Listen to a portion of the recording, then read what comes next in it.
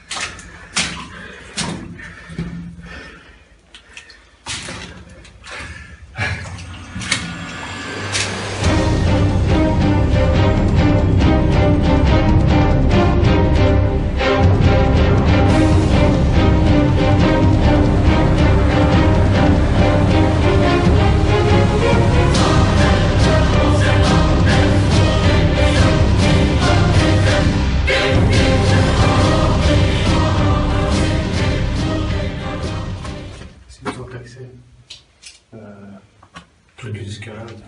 La tourelle, Non, c'est pas facile. c'est pas facile. Ça va être dans le fort au-dessus de nous.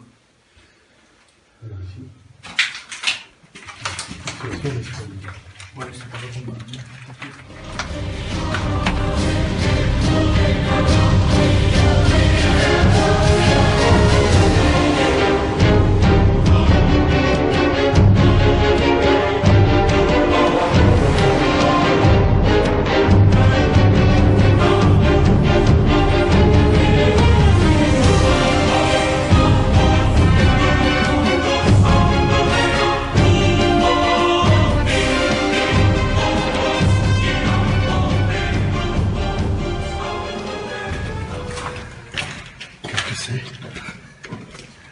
Wow, c'est chaud ça. C'est la partie supérieure du fort.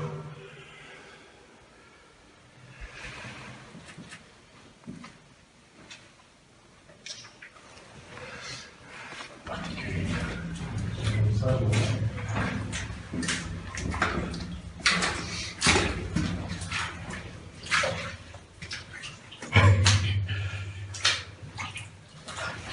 on redescend.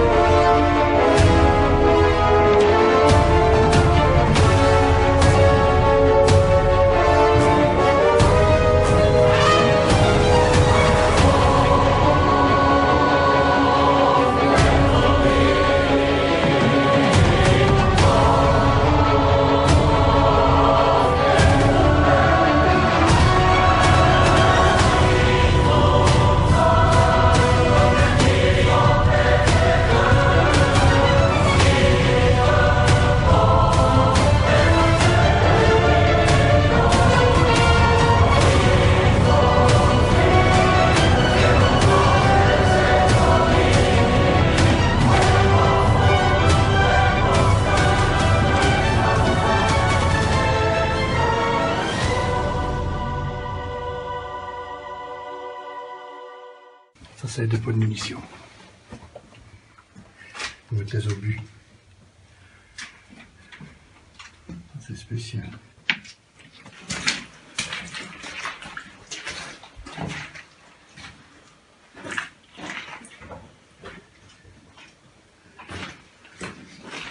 À mon avis, je ne vais pas poser des questions sur ce qui sert. Non, c'est sûr. Si les cabines, L'endroit où des chiottes, d'y aller. tout simplement. Soldats sont épicés aussi. Hein. C'est sûr.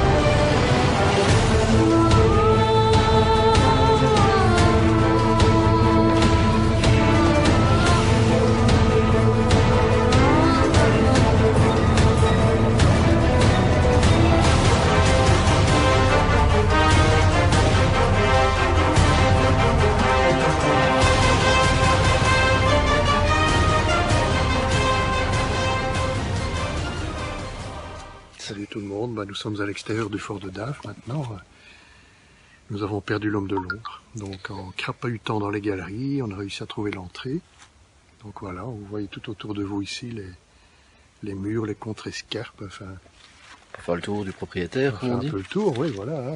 Donc voilà, un ancien fort qui date de 1893, 1898 par là, qui ceinture toute la ville de Namur.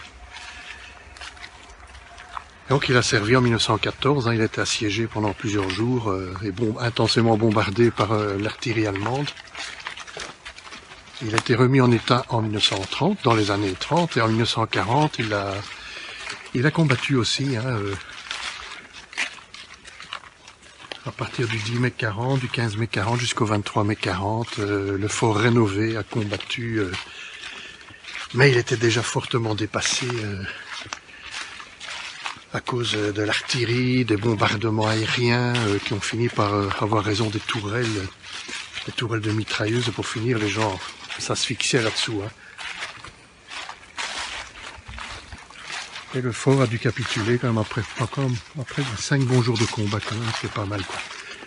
Ici d'ailleurs on voit que ça a été... Ouais, ça a été bombardé. Mais après la guerre, ils ont fait aussi, l'armée ici a fait des tests, des expériences d'explosifs.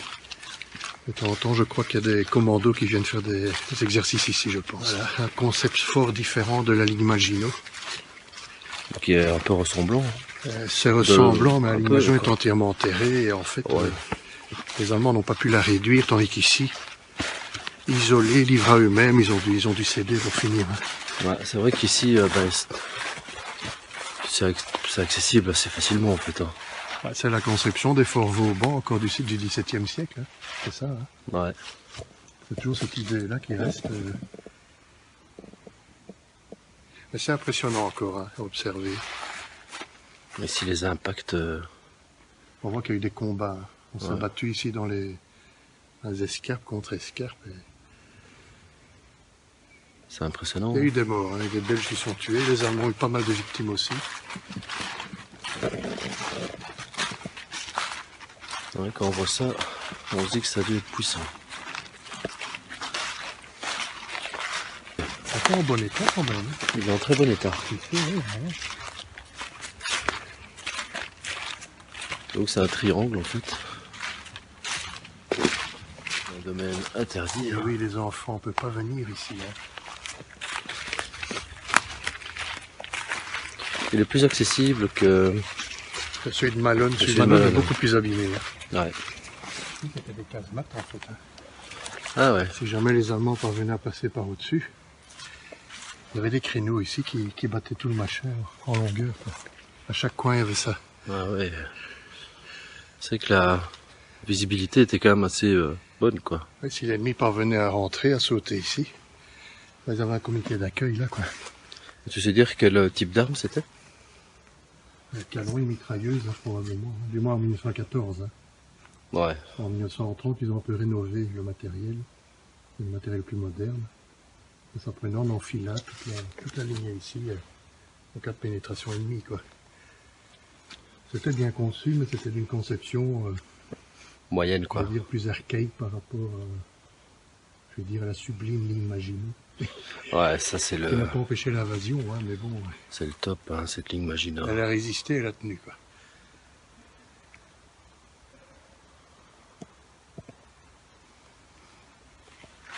Il y a des forts belges plus récents, comme le fort d'Ebenemal par exemple, qui était plus de conception Maginot, construit dans les années 30, mais malheureusement fort isolé.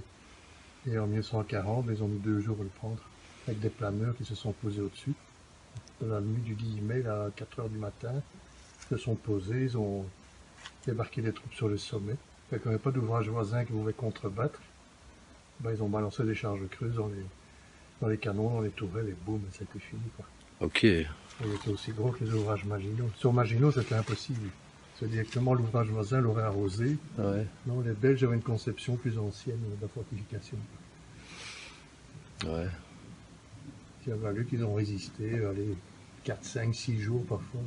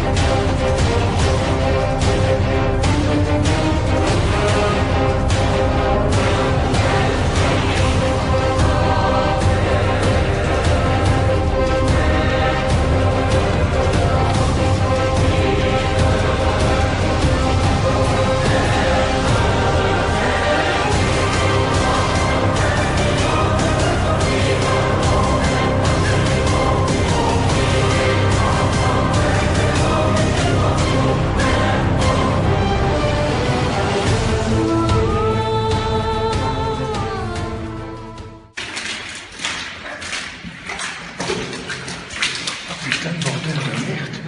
Ah, c'est pas vrai ça. Oh my god. Punaise. C'est comme Maginot quoi. Ouais, ça me... Oh, punaise quoi.